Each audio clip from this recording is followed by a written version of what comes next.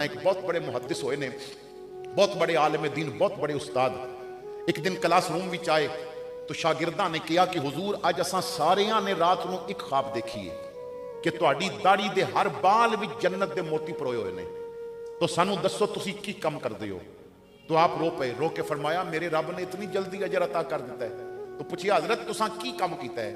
फरमाया मैं हर रोज सौण तो पहले मां दे पैर दबाना है।